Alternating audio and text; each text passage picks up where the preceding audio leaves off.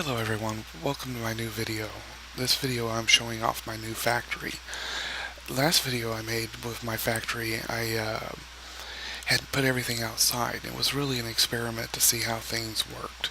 So I decided to go back and start putting it all together and put it into one building. So I hope you enjoy the video. First room we're going to come to is the macerators. Come inside here and we can take a look. I'm still not done with this. I still actually have to do all the timing circuits so everything moves along. But we have the bronze line, which bronze line for tin and copper comes in the crafting table. Then we have the individual units over here. Then we have the gold line, which splits off. One goes to dust to make items later. And then we have the refined iron, and then the regular iron line. Now, on this side, we have the rest of the machinators, the cobblestone, gravel, coal, and ignot, which I haven't decided how I'm going to work. Just in case I ever need more dust, I could send one of the ideas to send it back to this macerator and have it turned back into dust. And all the mods I'm using you can find listed on the description of the video. So after everything leaves the macerator building, it's going to come across to the furnace, with the exception of coal dust. We come in here, we can see we got the sand furnaces, which is what cobblestone turns into, refined iron, stone, gold, and so forth. Oh, got a furnace stuck in here. As you can see, I'm not done. I've got the line for the flint coming out, but I forgot to hook it up. Then we got over here the carbon plate and industrial diamond air production. You can look down and see the nuclear reactor below that powers this room. But all the coal dust comes in through here, and I'm going to put it in a an intermittent storage system to store all the coal, which will split it up actually between this room and the next room, and then evenly split it up across here. As you see, this is for the industrial diamonds. First one is for flint, involves flint, and the next one involves obsidian. Then over here we have the carbon plates. First one makes the rods, and the bundle of rods, and then we have the compressor.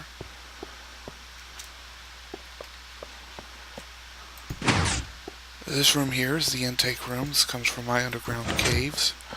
All materials come up here and are stored and sorted through here. And once again, this isn't completely finished and done. I'm still working on the design because I think I forgot some items. Over here we have compression number 2, which is fuel. I haven't finished this one at all. This side is for coal. And I'll go back and show you how I'm bringing in everything. You can see the water production there. But it goes through the compressor, then it gets put back in order, and I'll have 10 come in, feed this, and then it gets extracted to make the fuel. This side over here is for the biofuels. And once again, the same procedure. This room isn't used yet, but eventually it's going to be recycling. And I'll have that feed from my base. Before we go to the base, let's go to the back side and see the rest of this.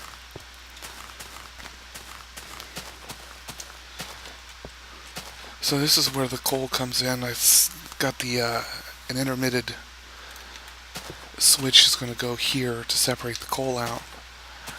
And actually, I'm going to have it further back to do it again because I need to split the coal 3 different ways. Over here is where the coal right now I have just the buckets done. You can see the empty buckets are here. This machine is a sub mod for Buildcraft.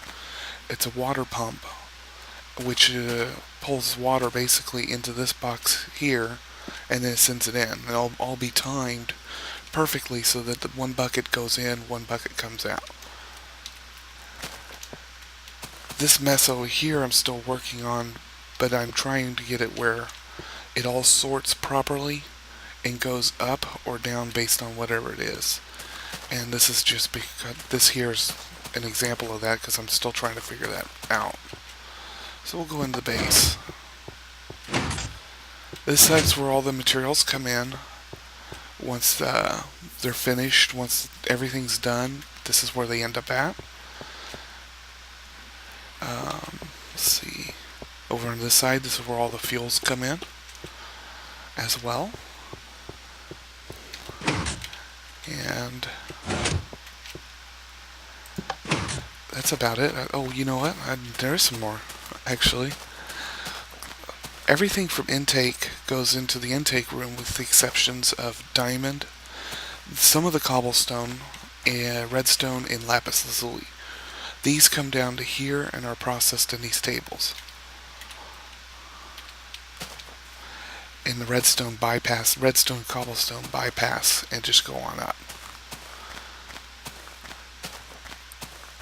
And this is the back side of the intake facility. This really took some serious thought in wiring it up. I had so many problems with this. I ended up having pipes connecting to each other. It just wasn't working. Over here, this tube actually is for the cobblestone again. This actually will head straight to furnaces to be turned into stone. And this tube is for the redstone, diamonds, lapis lazuli, and the other cobblestone.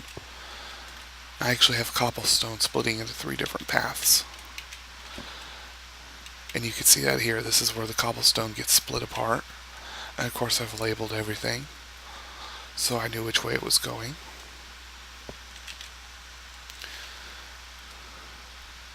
Down here is the heart of the facility. As I dig deeper into the mines, sorry about that, everything will come up to here, into this treasure chest, and then get sorted immediately. And it goes around, we'll loop around a track over to here. Uranium will actually come from this line into here, and then it's processed in this reactor. And you can see I have a wireless redstone. The wireless redstone has been an absolute saver. The uranium does come over to here and eventually comes in this container, and using the wireless redstone I have circuits set up to take it to the various reactors. And you can see how that's all wired up here. The tube goes underneath, feeds the reactor from underneath. And they're pretty much the same design, just different layouts. This is reactor number 2. The first reactor I didn't leave it open air. The second one I decided to. I thought it looked a little more cooler. Here's the circuits that I'm using so far. We'll come back to that in just 1 second. There we go. Just wanted to show that off. I think that's the coolest thing ever. Having it open like that and you can see straight down into the reactor. So, sorry. Okay, so this is the circuit boards. This board here controls the container over there for the uranium rods. And every 5 minutes, or just about 5 minutes, a pulse is sent out to each one of the redstone transmitters. And then that fires off the storage containers. This one here is uranium production, I believe. I want to say this is uranium production. It's moving really slow. Yeah, so once again it just has a pulse and it sends it out, so one item comes out. These here are the power switches for the reactors. And I have two different ones, 101, 102, alpha and beta switches. In each one of my reactor areas, I have a switch block, and it's going to be really hard to see, but you can see that cobblestone. There's a receiver up there, and it's sitting right on the switch block. And every 2.5 minutes, it switches between the upper and lower channel to deliver power. So that's what I've got so far.